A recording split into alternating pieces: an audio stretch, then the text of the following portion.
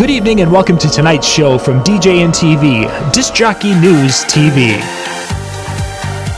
Tonight's show is brought to you by Electro Voice, DJ Event Planner, DJ Trivia,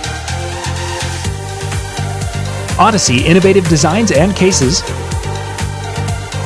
NLFX Professional, Promo Only,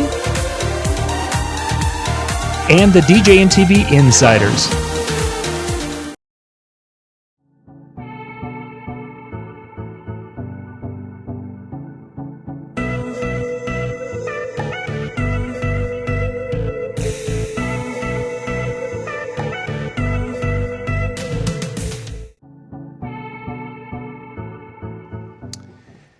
Hey, this is John Young here with the Disc Jockey News and Disc Jockey News TV. Tonight, we're going to be doing a live version of the podcasting seminar that I did last week at the Marquee Show in Las Vegas, in Chicago. Too many things going on. So what I'm going to be doing tonight is I'm going to go through, do the seminar, because we did the seminar and we streamed it live last week, and a lot of you got to see. And if you did, you probably are good, and you can go on to something else exciting and fun tonight. If you didn't, I'm going to be going through the tools that we use for podcasting, a lot of the different things that work, a couple of them that don't work very well. And then the links and everything will be available for everything I talk about tonight. So let me just pop over to the screen here. That will get us going. Okay, so I've got the little PowerPoint here, and you'll be able to follow along. Everything that we're going to talk about for pieces, if you go and pop open a window in your browser right now, that it's djntv.com/podcasting, and I'll actually put that into the chats here, http djntv.com/podcasting. That will get you to the list of all the items we're going to talk about. Links to everything. So you can go out there, and if you want to buy one of the pieces and such, there's going to be a few pieces that I'll highly recommend for whatever you're going to be doing. And there's going to be some pieces that are only going to be used for what we do when we're doing our podcasting. So let's jump right into it. First off, the cameras that we use. We use a lot of the Logitech. We have different Logitech cameras. We have the 920, the 922, and the 930. You're watching me right now on a 920, the C920. The S is the shutter, I believe, on that particular one. But that's the one that we're using right now. The big difference between the 920 and the 930, which are the two main ones, is the 930 is supposed to be a little bit higher def. It's supposed to have a little bit better colors and such in it, and it has a little wider angle. This the 920 has about a 78, I believe, degree, and the 930 has a 90 degree. So you can get a little bit wider angle if I'm going to be doing something where we have two people, which is why I have the 930. When we go to Vegas and we're doing the interviews at the table, I'll have it on a laptop or on a little tripod, and it picks up both of us a little bit better and doesn't distort the image. You can see on this particular one, it has the little covers, the shutter, because some people like to cover that. This is the 930. Both very similar looking. They function the same. The audio pickup on them is okay. It's better than many microphones that are built on computers, but it isn't the greatest sound. If you want decent quality sound, you'll have to get something else that we'll be talking about in a little bit. The biggest reason I went with a 920 and a 930 is on the bottom of them. I can't even show you because that one, it's right there. On the bottom is the ability to, it has a little 1/4 inch, the nut is there for using it on a tripod. So I can use it on a gooseneck, one little gooseneck, anything that can hold a camera, basically. If it can screw into the bottom of a camera or camcorder, it will go into these. So I can put these in a variety of different places, on a gooseneck, on a tripod. I can hang them, from a mic, a boom mic like this. I can do a variety of different things, and it's all because they have that. Now, the next one, if you wanted to take a step up and you're like, hey, John, I love the, the idea, because they do give us a good image if you have decent lighting, but I want to go 4K. Well, Logitech has one option right now that is something that seems to be very highly recommended. I do not have this one, but the Logitech Brio 4K doesn't. The biggest reason I don't have it is because it doesn't have the ability to. And granted, I'm not using the tripod, but you can't tripod mount it, so I wouldn't be able to take it with me. But I could put it on this computer, except the computer probably doesn't have the processing capability to handle 4K well. and address Facebook Live and DJs. That's something we can talk about a little bit later when I get into Facebook Live, Rick. So thanks for being with me tonight. Right now we're talking gear, then we'll talk about software and different things with that. So the Brio is out there for 4K from Logitech, and there's others out there, but I've been really happy with Logitech. I would say I probably have 6 or 8 of these. Between my kids, I have a couple of the 920s, and I think I have probably 4, 1, 2. Mobile 2, yeah, I've got 5 of the 920s myself. My children have 2 of them, 3 of them, and then of course I've got my 930 that I also take with me.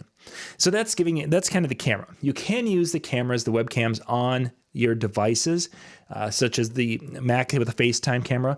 Generally, they're a little bit lower resolution. They're at 720. The FaceTime cameras are. Not that that's a big deal, but there is a difference in color quality than with the Logitechs. The Logitechs have just been a lot better when it came to the color quality. That's why I like them. So let's get into audio. Audio, we have different mixers. The Behringer there is one of them. Here is its. This is actually one that I was using. We've got a variety of different mixers. The Behringer, this is what I liked about this one. This 502 USB is it hooks up USB wise into your computer, and it allows you to run a microphone into it. It doesn't have quite as much gain and a few other features that the Yamaha that we're talking about in a little bit does, but it's a $50 mic. If you need something, in essence, inexpensive, and you're going to be doing just yourself, and you're going to be doing a podcast, this could be a great option for you. If you're going to be doing Zoom and you're going to try to do some fancy things like we do sometimes, there are workarounds of how to port audio back and forth, but the Behringer are not as natively designed to do that as the Yamaha are. So it's a nice little inexpensive board.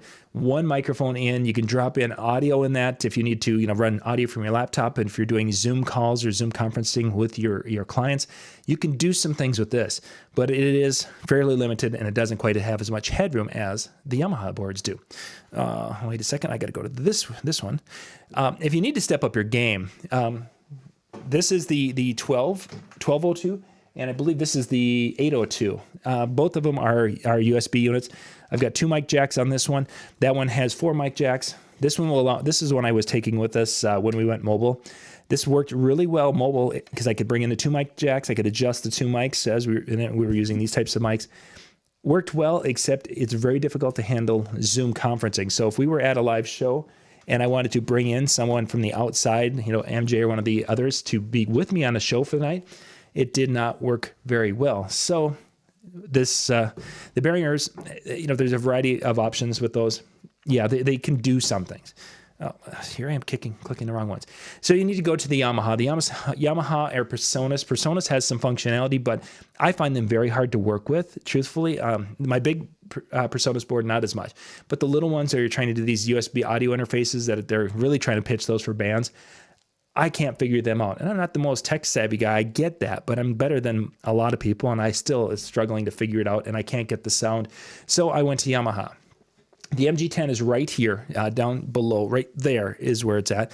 And that particular unit is what we use on a daily basis. I actually picked up a second one for my second studio, which is behind me, and that has been the one that has gone mobile with me the last couple of times we've done shows. The biggest advantage I find over this is I have my compression, I have more gain with it, I have some effects, which are all great and fine and good, but I can run the audio in from Zoom into this, and I have the guests now on a channel here, so I can adjust them. I have me on a channel that I can adjust them, and I can pipe all of that audio out into Wirecast and send it out to you guys. And they can hear me in Zoom. They can hear me, and everything works. When I don't have that capability like this has to be able to bring the USB in and out, such as the Behringer, I have to do something funky with the sound to get it to capture and do that back and forth. And it's just not for Wirecast. It doesn't work. So we've gone Yamaha. This is the big one. And then there's a smaller version, the AG03. Does very much the same thing, but it's a single mic unit. So if I were going to spend the money, they're basically about the equivalent money. I would go with the bigger one, the MG10 XU. But if you want to go small and you want to stay white with that and you only need one microphone, that AG03 is a kind of a cool little board. Michael's using that more for his audio production and his music, where he's doing his different songs and such. And that is the board for that. So the microphone that we use for most of our podcasts, we have 2 of them here in a studio, one on each side. Ta-da! One here and one over here. They're Electro Voice. These are the RE320. Electro Voice has a couple of different studio microphones that are very common within the industry. The RE320 is kind of the step up. There's another step that's just down below that one just a little bit. They're very good microphones. They're meant for this type of application. You see a lot of people who are doing voiceover work who use these.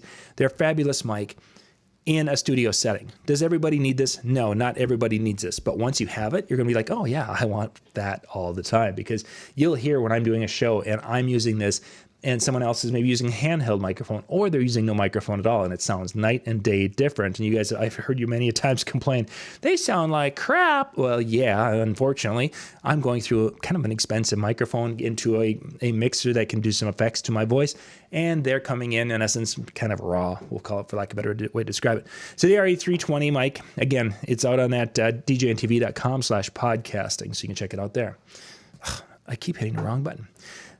So to be able to hold that, you need a shock mount. I tried this without a shock mount, where basically I was using a little mic stand, and I found that when I do this kind of stuff and I hit the table, anything I would do that on a table, even if I was going and typing, click, click, click, click, click, it was coming through the microphone. You need to have a shock mount, and I like the was it 309A. It's a nice shock mount. It's an EV. It fits the microphone. It kind of all matches and such. It's not going to break the bank. If you break a little rubber shock mount piece, you can get those replacements. They're really inexpensive. So I did break one. I had to get another set of them, and now I'm good to go for a while, because you get 4 of them in that replacement. Nice microphone, nice. And then you get into the actual articulating arm itself. These are the actual Rode ones. There's so many of them out there. The biggest thing to look for when you're looking for the boom itself, if I can bring that over, the boom itself is, again, I use the Rode one, and it costs, I want to say $80 to $100, somewhere in that ballpark. Make sure it's something that can handle the weight. And some of them will say that it can only handle small microphones. The bigger ones are heavy, so if you're going to use a big one, make sure you get a boom that can handle that. I didn't put anything up there because there's so many different options. The $15 one might work. It might take you a $100 one. It might take you a $150 one, depending upon your mic. To capture audio, in tonight's configuration, we are going from a laptop. My little MacBook Air is running the PowerPoint presentation. It's sending out an HDMI signal through the Thunderbolt to HDMI converter. Then it's going HDMI into this. This is the Blackmagic design. This is their Ultra Studio mini recorder, and it takes in an HDMI signal and it sends it out into, in this case, Thunderbolt that goes into this iMac. They also have these for USB 3 for PC users. But this is a great little device. It's about $150, somewhere in that ballpark, and it allows you to take a camcorder. If I wanted to run a camcorder, I can feed it into this. If I, doing this source, if I want to go do a DVD player, whatever, anything HDMI goes into this, and I've got it for the video. So that's what you're seeing being used right now. I have probably, I think, 4 or 5 of these, because you can run multiple if you have a computer with enough horsepower. So on the iMac, I could actually run 2 of these. So I could run 2 cameras, I could run 2 HDMI cameras, and then I could run USB cameras. I could actually run 2 or 3 USB cameras. So I could have 5 cameras running on this and switching between them on this iMac, which is kind of a cool little feature. So the little mini recorder definitely makes it so you can get high quality video. Now, why I don't use this on a regular basis for our podcasting is that it's just, I don't need that high quality video all the time. The Logitech gives you a nice video. You can see in some of our early videos where I was using this and our guests were using just a regular webcam, and there was such an incredible difference that I kind of stepped back from that, because it made me look fabulous, but it made them not look as good. This way, was stepping back a little bit, and we might both look a little grainy. Okay, I'm good with that. We're at least closer to consistent with that. Capturing audio, we're going to bounce back to that. And that's Shure. It's Shure.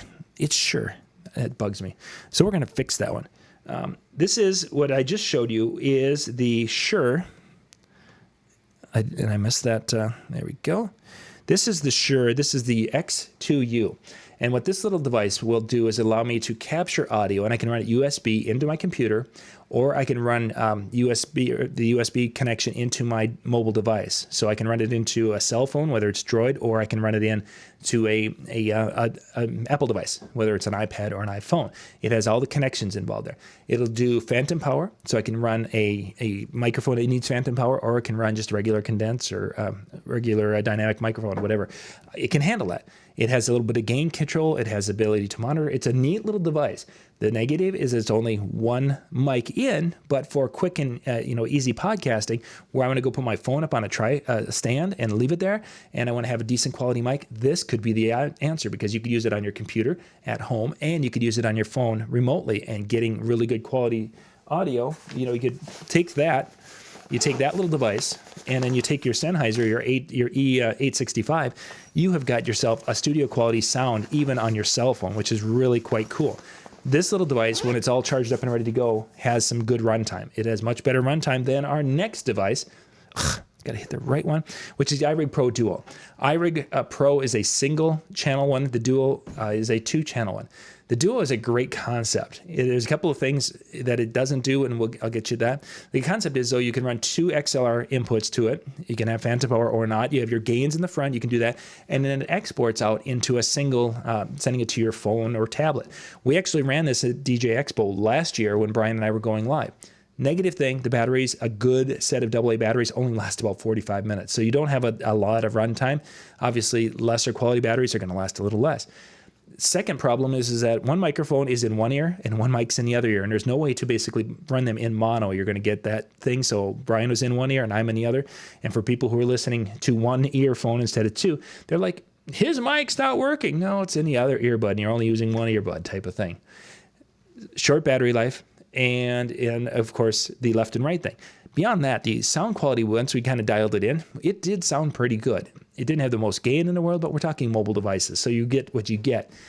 Battery life, if I could have battery life, I could live with the left and right thing. Or, battery life's my biggest thing.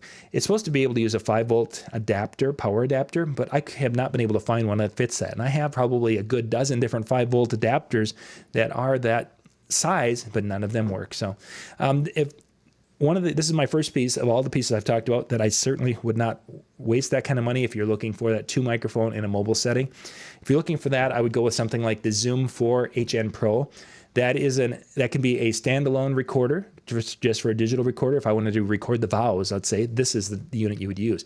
Or on the bottom, you can actually plug in 2 XLR microphones, then port that out into your computer. And now I've got some really good control. I can adjust the gain on both microphones. I can actually see it bouncing on the bars. And then I'm getting the audio in both ears instead of just in one or the other. So these little guys are just fabulous. And what's nice about it is you put batteries in that, and it will last you. In our case, it would last you multiple shows. So much better with batteries, a better quality sound, more capability with being able to adjust it and give some compression and different things. There we go. Okay, I'm just checking the chat here. Sorry. The chat there. I didn't see anything too much. I think no springs. I'm not sure. I got to be following that closer. Anyway, the Zoom 4 HN is a good little device for that.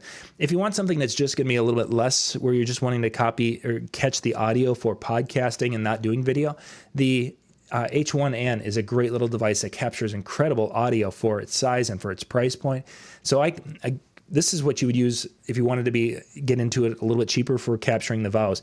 You can take something like this, and I have literally sat this on the front chair in the church and aimed it right up towards the couple. Actually, what I did is there was a little spot you can tripod mount it. So I took a little gooseneck and screwed it on there and put it there and aimed it towards them. And that was able to capture their vowels at about 12 feet really quite well. It has this pretty decent shotgun microphone capability. That's all I wanted it for, is just to catch those two doing their vowels. And it worked wonderfully for that. Not that expensive whatsoever. It has some great functionality, and it allows you to cue and listen to a few things. It has some neat applications. It wouldn't be my preferred one for podcasting per se, but if I was just doing an audio podcast, this would be able to capture everything, and I can then take it and put it on my computer, and off I go. For doing cell phone type podcasts, if you want to be able to get into it and do it, in essence, the quickest, cheapest way to a point and still get really good quality sound, Rode SmartLav Plus is a little lapel mic. You can see that on that 1/8" jack there. It's a tip ring sleeve. That's cell phone world right there, tip ring sleeve. Typical headphone jacks for our Walkman that we used to have back in the day were tip ring sleeve, because that was just a stereo. This is obviously tip ring sleeves because it has the ability to have a microphone and the audio out. This little device is worth its weight in gold. It's about $70 to $80. Again, if you maybe even on the Prime thing, it's a lot cheaper. And if it's below $50, I would buy two.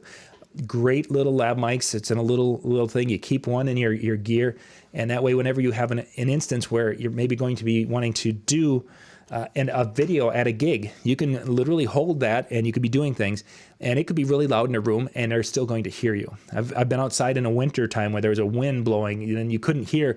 I was holding the phone, and you couldn't hear me talk to the phone. But as soon as I plugged that in and had it right here, you could hear, and there was very little wind noise. So it's a really cool. There's a lot of cheaper ones, knockoff ones coming from China. I saw already in today with a couple of today. There was one for $9.99, and there was another one that was $14.99, and they have pretty good reviews. But I've used a lot of these, and they don't hold up anywhere close to what the Rode, and they don't have the same sound quality as the Rode. A lot of the people who are using those are using them for very minimal applications where they're not demanding a decent quality sound. They're looking for okay. The Rode is going to give you 2 notches above that quality sound, so it's worth the investment. If you're going to buy something like that, you're going to want to be able to use it in a variety of different applications. The Rode SC4 is a device that takes that tip ring sleeve and takes it down to a tip ring sleeve. So with that, now I can use my lav on my camcorder or my DSLR that has a mic input. So I can make use of that lav in a couple of different applications, and it's like, yay, that makes life happy. There's this cable, which is the SC4. And there's another one, the SC3. This particular one goes the opposite way. It takes a microphone that would be using, such as some of the little shotgun mics that you can mount on top of your camera. Many of those for cameras are tip ring sleeve, is all they are. This adapts it from a tip ring sleeve to a tip ring sleeve for a cell phone. So I can use my Rode Pro shotgun mic. I can get the bracket to hold the phone and the bracket to hold the mic. And then with this little device, I can use that mic, that shotgun mic, with my cell phone, which is kind of convenient at times when I want to be able to hold that cell phone and interview somebody that's a distance away. So just keep in mind that there's a difference between the SC4 and the SC3. And if you look at, sometimes there's been a few times where I've needed to order one of these, and I went and I ordered the right one, but the picture was wrong. And I ordered it, and it was the wrong one. And it was the wrong one in the picture, but yet it said it was supposed to be the right one. So it's like, okay, send it back. So just be aware, SC3 and SC4 are 2 different ones, and make sure you get the right one when you're ordering it, unless you're ordering it from someone who you trust and such. The last one in the Rode world here that I wanted to talk about is the SC6L. This is a new one from Rode. Because I'm an Apple person, I've got the Lightning connector. And this particular device has a Lightning connector, and it has the ability to run 2 of the labs in there, the SmartLav Plus. You can run 2 mics in, and then you have the monitor out. So I can use this, and I can use an app called Filmic Pro on my phone, which is a paid for, I think it's like an $8 or $10 app. And then I can go and I can record a video. And what's cool about it is I can be recording. I could have you with me. You've got one lav, I've got the other, and we're talking. And I could have an earbud in monitoring it. And with the Filmic Pro, I can monitor. I can see us both talking. I can see the wave forms bouncing, and I can also listen to it in my ear, which is really, really cool, because then I know I'm getting decent quality, especially when I'm doing an interview or a podcast. Great time to use this would be if you're at an event and maybe you're going to interview the venue manager and say, hey, Fred, this is a really popular spot. Can you tell me one idea that you guys like to do for the introduction to the wedding party, to make it unique based on this venue? Oh, yes, we like to have the wedding party come in. Half of them come down this step and half of them come down this step. And it becomes kind of this really signature thing that we do at our venue, whatever. I'll be able to have good quality sound from both of us. I'll be able to listen to it to assure that we have good quality sound. And then, of course, it's just a great little tool. So this is actually one that I have added to my cart, and I need to get that myself. If I want to go higher up, and I want to go to a handheld, and the handheld I use with that is the Sennheiser. But this is from Sennheiser. This is their EW500 film G4. It's in a G4 series. Basically what this is it's a receiver. One of those is a receiver, and then there's a transmitter that runs a lav microphone that will go back to the receiver, and then the other is a handheld, the base in the handheld that we use an XLR microphone. This is a 3-piece kit.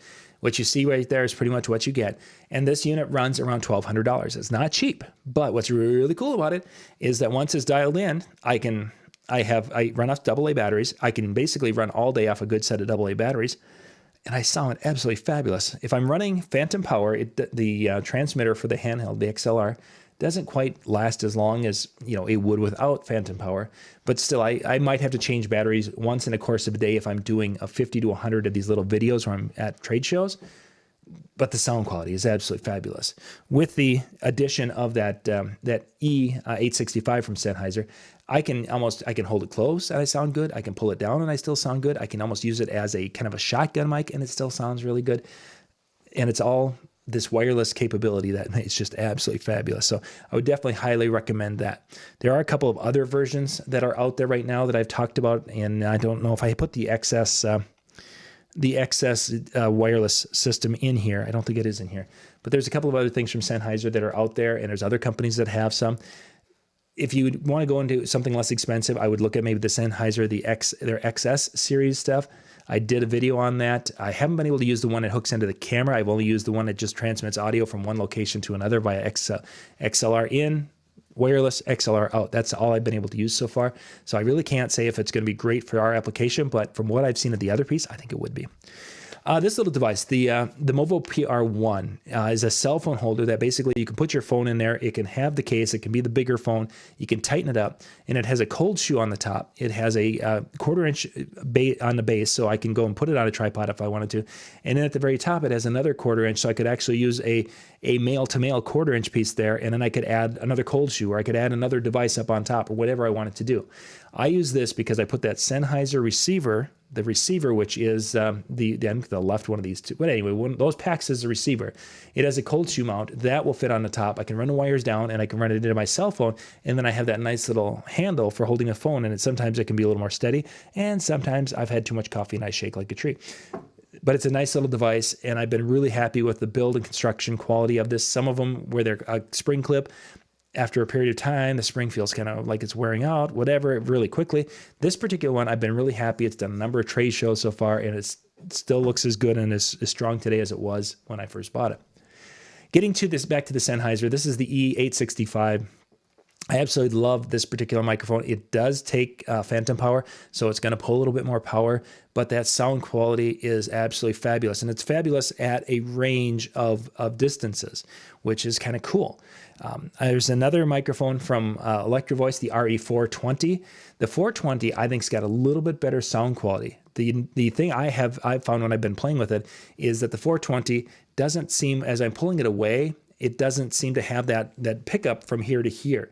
But yet when it's, that within that 6 inches to a foot, somewhere in that ballpark, it has a richer sound quality, I think, than the 865. Both of them are great microphones.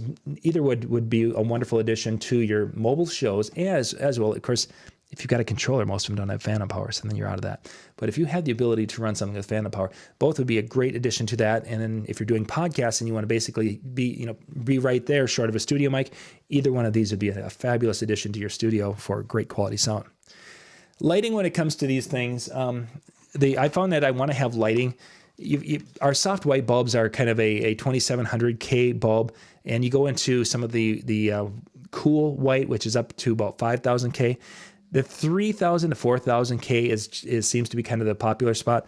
And I use in the office here, and I've actually taken these mobile also, these little puck lights. They're nothing fancy. I picked these up at our local Menards, Home Depot type place. They've got a little on-off toggle switch. What's neat about these is that they are dimmable. And I picked up the little $10 dimmer. So I have the little dimmer that I can control. Let me just go over here, and here's my dimmer that I can bring the lights up and down. But I wanted to go with a little bit of the warm white. I didn't want to go too cool with that because I look pasty enough the way it is. So this gives me a little bit more color, and then I can use some apps to adjust that. Really inexpensive. Abe Lab also has puck lights. They were showing at the Marquee show last week, and those little puck lights, we could adjust the color temperature to where we wanted them. They weren't breaking the bank whatsoever, and there's some technology there that would allow me to use those there or use them in a variety of different applications, up lights. And I mean, I could take them remotely to shows, and I wouldn't have to worry about, I could stick them on a wall with magnets and such. They're pretty cool. So just the big thing to think about is trying to find something in that 3,500 to 4,000. I've got my weekend handyman studio. All the lights in there are 4,000, and the videos that we get with that color temperature has been really, really good. Yes, sometimes I might look a little pasty in that, but the tools and all the things that I'm working on, they just pop and they look really good with that color temperature at 4,000. There's a lot of software that we're using for our different things. We've got Wirecast, OBS, or Wirecast is what we mainly use, and that's what I'm using right now on the main computer. Wirecast allows me to capture the video and to be able to put that up. OBS is another device that captures the video and can send that out to either streaming on Facebook or YouTube. The top three are that. Zoom is the conference software that we use. The place where you're going to use Zoom, I think, the most is in doing client meetings, whether it's the pre-sale client meeting or the after. Some people like Skype, some people like FaceTime. I don't care to use either of those because I don't want to have their contact information and I don't want them to have my contact information. Like on Skype, I've got a share username, and I was talking to someone who does that, and they were saying as soon as I'm done with the meeting, I block the person. And it's like, well, that just seems kind of weird and creepy that you do that, but that's what they have to do because you don't want your stuff. Zoom, I can email them a link, I can text message them the link, I can messenger message the link to them. We have our meeting, we can talk, we can share screens, we can back and forth, and we can record it. And when we're done, they're not connected to me anymore, and I'm not connected to them. So it's a little bit more private, but yet it's still very functional for what we do. And then let's continue on. Webcam settings is a neat little app, and we're going to look at that in just a minute. We're going to go through most all of these. And Restream.io is a new one that we're starting to use, which will allow us to send a stream up to that, and it takes that, and then we identified 7 different spots, 7 Facebook pages and YouTube channels, and it sends a video to all of those all at the same time. So if you could watch me tonight on YouTube, you could watch me on Facebook, you could watch me on a Disc Jockey News Facebook, you could watch me on DJNTV Facebook, you could watch me on my personal Facebook. It's sending to all of these different channels at the exact same time. That's what Restream does, and it's not hugely expensive. Again, we'll look at that in just a second. Audio blocks and video blocks are and videos are places to get things that you can use for dropping elements and intros, outros, what have you, to your podcast. And again, everything that we're going to be looking at is all the links, even to those different things, are out at djntv.com/podcasting. But what I want to do is I'm going to bounce back to this computer, and I'm going to show you a few things here with the software. So now what I have to do is I have to mirror the page. So just hang with me here. And I'm going to be spending more time looking down here. You know what I can do? I can just do this. Am I in it? No, I'm not. Where am I? I'm behind the microphone. Okay, yes, you're looking at the power plant back there. So now we're looking at Zoom. This is the back end of Zoom, and I have the business account set up on Zoom. So I have the ability to have multiple users. We have a pro account, which means that we can go longer than 40 minutes, and then we have the webinar capability also. What the webinar capability is if you want to do a podcast, say for a bunch of your local wedding professionals, and you want to give them a private Zoom link, but you don't want them to be able to jump in and be on camera with you, the webinar is really cool with that. I can do my presentation, I can share screens, I can do whatever, and then they can see it, but they can't jump in. If I want to promote someone so they could be on video with me, I can do that. But webinar, they don't naturally jump in. With the meetings, which is what we use most of the time, is I give them a Zoom link and they can jump in, and then they can turn their camera on, they can turn their microphone on, and yes, I can turn them back off again. But you've watched shows where we're doing a show and we're open like that, and all of a sudden they're there. You can go and schedule meetings by I can schedule a new meeting and then send that link. I can schedule it and say I'm going to be talking to Mike and Phyllis at 8:00 Tuesday. I can schedule it, get that all done, and I can send that to them. And then when I come to log into my Zoom, I can start that meeting ahead of my time with them, and then they are good. They are good to go. If I have recordings, which this might show, if I would have recordings that I have done in the cloud, which is what I would recommend, then I would be able to see them right here, and I could download those. So if I had a planning meeting with a client, how much easier would it be then to record it, and then I can go and refresh my memory when I go back, 6 months later, or I could take that recording after we're done and chop and keep a couple of the important parts, and then I can refer back to that 6 months later, that kind of thing. How great that would be. we can do different things with rooms and different things. The one area that I wanted to show you is an addition. One of they've added to the area here, and I want to go to users if I can here, and I'm going to go to my user account here. So this would be what it would look like for your user account if you were on a professional one. You can go through here and you can see that there's different settings and such and whatever. But I want to show you one area is that I can choose meetings, and I want, settings, and I want to go meetings here. And then I'm going to go down to in meeting advanced, because there's a lot of things you can do. You can turn on and off. And down here is the coolest thing. I can go with the meeting now. This is something that's been added. Pieces have been added over the last year and a half. I can stream a meeting to Facebook. I can stream it to YouTube, and I can stream it to a custom live stream service, which the custom live stream service could be anything. You could send that to anybody who is an RTMP server, but that could go to Restream. That's what we're using it for.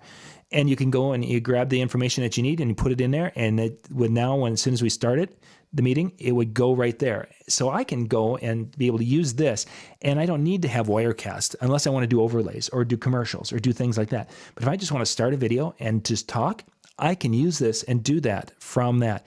It has to be activated though on your user account. So I had to go through and activate it on the different ones, but this is what many of our DJNTV personalities are going to be able to use as we go forward.